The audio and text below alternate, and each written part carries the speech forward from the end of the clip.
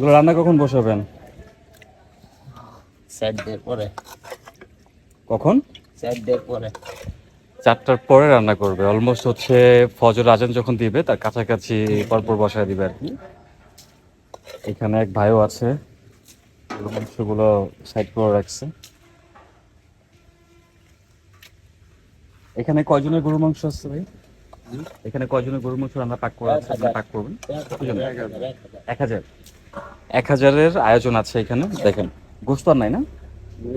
আচ্ছা, এই এক ডেক, ছয়টা। একটা, দুইটা, তিনটা, এই একটা, চারটা, এই একটা, পাঁচটা। একদম মানে ইকো সাইড করে রাখছে। যে তেলগুলো আছে না, ওই তেলগুলো হচ্ছে মাঝখানে পড়ে থাকবে, তারপর এগুলো মানে পানিগুলো ফেলে দিবে। পাঁচটা, এই একটা হচ্ছে ছয়টা, আর বাকিগুলো হচ্ছে ওয়াটার, পানি রাখা। হ্যাঁ, খাসি আছে দিতে ভিতরে খাসিও আছে। এই যে ভিজাই নেই পানি, পানি উঠে ফেলবে মেবি।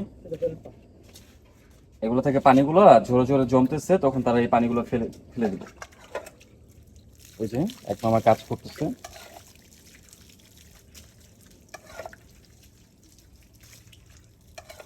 এক হাজারের আয়োজন, 1000 মানুষ খাবে। অলমোস্ট হচ্ছে প্রায় এখানে ধরেন আরো 50 জন বেশি, লাইক 1050 হবে।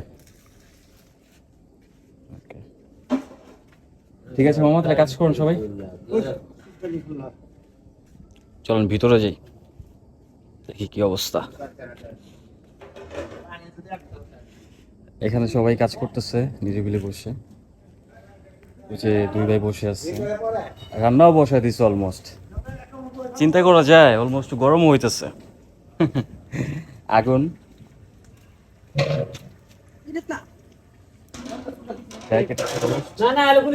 মেবি এটা ভাজা ফ্রাই হয়ে গেছে। আর এটা এটার ভিতরে কি রাখা আছে? খাসি, গরুর, মানে এটা খিচুড়ি পাক হবে তো? মাথার মাংসটা খিচুড়ি পাক হবে, এটাকে ভিতরে রান্না হচ্ছে, এটা পরে দেখাবো। আর এখানে এই যে রাখা আছে।